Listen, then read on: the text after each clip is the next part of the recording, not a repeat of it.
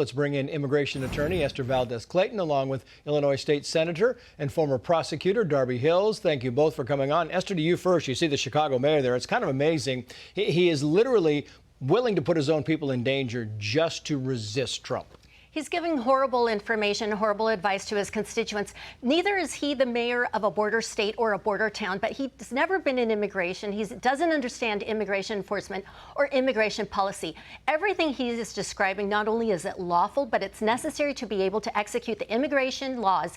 Not only that, but he fails to understand the supremacy clause of the United States. He cannot impede a federal agency from entering anywhere they need to be able to lawfully execute a deportation order to oust criminally illegal immigrants from entering and playing in the very playgrounds that he's saying that Chicagoans have the right to play and protect. That's exactly what ICE is doing, and that's exactly why the American people voted for the Trump administration to effectuate what the Chicago politicians like himself failed to do. And it's amazing to me, Darby, because we all know that in the Biden administration just last year, they sued Texas over the razor wire they were putting up. And the Supreme Court ruled that, yes, the federal government is in charge of immigration law. And yet you have these people like, oh, no, they're not. Yes, your administration just ruled that. And you forgot about that in 1 year. Here's the governor of Illinois saying Trump is declaring war. Watch.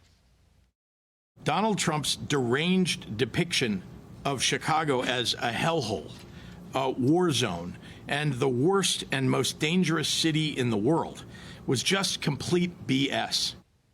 1,200 people shot, 317 of them killed. I mean, you tell me, Darby. Politicians need to stop putting politics over people. These politicians need to start thinking about how they can work together and be able to work to make our communities safer. This isn't helping the single mom. It's not helping the seniors. It's not helping the families that I talk to every single day. They just want their communities to be safe. We need to stop this rhetoric, and we need to start thinking about people over politics. As a former Cook County prosecutor in Chicago, I did just that. I worked at a state attorney's office when we actually had laws that we abided by, that we prosecuted criminals and held them accountable. We need to get back to that. We need to be starting to make our communities safer. Yeah, you're exactly right. Meantime, this is the video. It's 26 seconds. It's worth it because every time you hear one of these officials in Portland say things are totally fine, you can say, well, I saw some video at Fox News at Night last night. Didn't really look fine. Watch. Can you believe this? So not only did Portland police refuse to detain my assault suspect that I hand-delivered to them, they submitted court testimony in it. Yeah, bring that down. Can you find the video, Greg? This is the video of the protesters versus the federal officials. Watch this.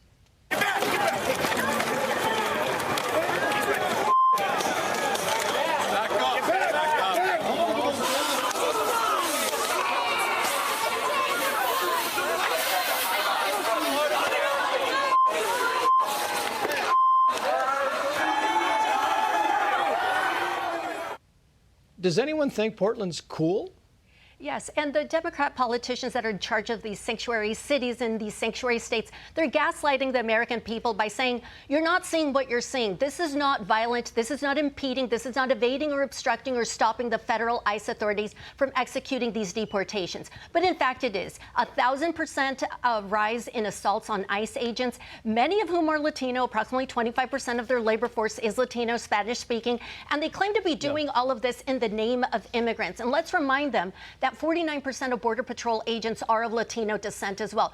If they want to represent and they want to defend immigrants, start with the very immigrants that are defending our territory and our national sovereignty. And we should point out, we're not going to play the soundbite where you point out the post-millennial reporter Katie Davis-Court was on Jesse Waters, and she was saying the police were blaming her instead of Antifa, and she's not the first one to make that claim, Darby. I've got about 40 seconds for you.